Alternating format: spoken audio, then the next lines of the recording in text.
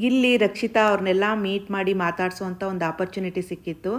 ಆ ವಿಡಿಯೋನ ನಾನು ಡೇವಿತ್ ಅನು ಅಂತ ನಂದು ಯೂಟ್ಯೂಬ್ ಚಾನಲ್ ಇದೆ, ಅದರಲ್ಲಿ ಶೇರ್ ಮಾಡ್ಕೊಂಡಿದ್ದೀನಿ. ಇಂಟ್ರೆಸ್ಟ್ ಇದೆ ಫ್ರೀ ಆಗಿದ್ದಾಗ ವೀಡಿಯೋಸ್ನ ಹೋಗಿ ನೋಡಿ. ವೀಡಿಯೋಸ್ ಇಷ್ಟ ಆದರೆ ದಯವಿಟ್ಟು ಸಬ್ಸ್ಕ್ರೈಬ್ ಮಾಡ್ಕೊಂಡು ನೋಡಿ, ಇಲ್ಲಿ ಫಾಲೋ ಮಾಡ್ಕೊಂಡು ನೋಡಿ. ನಾನಿಲ್ಲಿ ನಂದಿನಿ ಪ್ರೊಸೆಸ್ಡ್ ಚೀಸ್ ಇತ್ತು ಮನೇಲಿ, ಹಂಗೆ ಹುಷಾರಿಲ್ಲಲ್ಲ ಅಂತಂದ್ಬಿಟ್ಟು ಸ್ವಲ್ಪ ಬ್ರೆಡ್ ತಂದಿದ್ದು ಮಿಕ್ಕಿತ್ತು. ಅದನ್ನೆಲ್ಲ ಉಪಯೋಗಿಸ್ಕೊಂಡು ಒಂದು ಒಳ್ಳೆ ಸ್ಯಾಂಡ್ವಿಚ್ ಅಥವಾ ಪಿಜ್ಜಾ ಏನು ಬೇಕಾದರೂ ಕರ್ಕೊಬೋದು. ಟೇಸ್ಟ್ ಅಂತೂ ಅಲ್ಟಿಮೇಟ್ ಆಗಿರುತ್ತೆ. ಚೀಸ್ನೆಲ್ಲ ತುರಿದಿಟ್ಕೊಂಡು ಬ್ರೆಡ್ ಸ್ಲೈಸ್ನೆಲ್ಲ ಅದ್ರ ಮೇಲೆ ಸ್ವಲ್ಪ ಬೆಣ್ಣೆನೆಲ್ಲ ಸ್ಪ್ರೆಡ್ ಮಾಡಿಕೊಂಡು ರೌಂಡಾಗಿ ಕಟ್ ಮಾಡ್ಕೊಂಡಿದ್ದಂಥ ಕ್ಯಾಪ್ಸಿಕಮ್, ಟೊಮೆಟೊ ಮತ್ತು ಆನಿಯನ್ ಇದನ್ನೆಲ್ಲ ಇಟ್ಕೊಂಡು ಮೇಲೆ ಸ್ವಲ್ಪ ಉಪ್ಪನ್ನೆಲ್ಲ ಸ್ಪ್ರಿಂಕಲ್ ಮಾಡಿಕೊಂಡು ಕಟ್ಟಾಮಿಠ ಚಟ್ನಿನ ನಾನು ಪ್ರೀವಿಯಸ್ ರೀಲಲ್ಲಿ ಶೇರ್ ಮಾಡ್ಕೊಂಡಿದ್ದೀನಿ. ಅದು ಮಲ್ಟಿಪರ್ಪಸ್ ಚಟ್ನಿ. ಈ ಬನ್ ಮಸಾಲ, ಚಾಟ್ಸು ಎಲ್ಲದಕ್ಕೂ ಉಪಯೋಗಿಸ್ಕೋಬೋದು. ತುಂಬ ಟೇಸ್ಟಿಯಾಗಿರುತ್ತೆ. ನಾನು ಅದನ್ನು ಉಪಯೋಗಿಸ್ಕೊಂಡು ಬನ್ ಮಸಾಲ ಕೂಡ ನಾನು ಮಾಡೋದನ್ನ ಶೇರ್ ಮಾಡ್ಕೊಂಡಿದ್ದೀನಿ.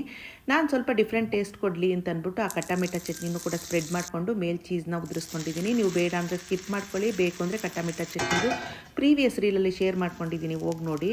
ಪ್ಯಾನ್ಗೆ ಸ್ವಲ್ಪ ಬೆಣ್ಣೆ ಹಾಕಿ ಲೋ ಫ್ಲೇಮಲ್ಲಿ ಈ ರೆಡಿ ಮಾಡ್ಕೊಂಡಿರೋವಂಥ ಬ್ರೆಡ್ನ ಇಟ್ಕೊಂಡು ತಟ್ಟೆ ಮುಚ್ಚಿಬಿಟ್ಟು ಸ್ಲೋ ಫ್ಲೇಮಲ್ಲಿ ಚೀಸೆಲ್ಲ ಮೆಲ್ಟ್ ಆಗೋ ತನಕ ಬಿಸಿ ಮಾಡಿಕೊಂಡ್ರೆ ಒಂದೊಳ್ಳೆ ಪಿಜ್ಜಾ ಅಥವಾ ಸ್ಯಾಂಡ್ವಿಚ್ ಏನು ಬೇಕಾದರೂ ಕರ್ಕೋಬೋದು. ಸಾಯಂಕಾಲದೊತ್ತು ನಮಗೇನಾದರೂ ರುಚಿ ರುಚಿಯಾಗಿ ತಿನ್ನಬೇಕು ಅಂತ ಅನ್ನಿಸ್ದಾಗ ಇದನ್ನು ಮಾಡ್ಕೋಬೋದು. ನೀವು ಸ್ಯಾಂಡ್ವಿಚ್ ಬ್ರೆಡ್ ತಂದು ಮಾಡಿಕೊಂಡ್ರೆ ಇನ್ನೂ ಟೇಸ್ಟಿಯಾಗಿರುತ್ತೆ. ನಾನು ಮನೇಲಿರೋ ಇಂಗ್ರೀಡಿಯೆಂಟ್ಸ್ನೇ ಉಪಯೋಗಿಸ್ಕೊಂಡು ಮಾಡಿರೋವಂಥದ್ದು. ಸ್ವಲ್ಪ ಚಿಲ್ಲಿ ಫ್ಲೇಕ್ಸು ಮತ್ತು ಆರಿಗಾನೋ ಇತ್ತು, ಅದನ್ನು ಕೂಡ ಮೇಲೆ ಸ್ಪ್ರಿಂಕಲ್ ಮಾಡಿಕೊಂಡೆ. ತುಂಬ ಚೆನ್ನಾಗಿತ್ತು ರೀ.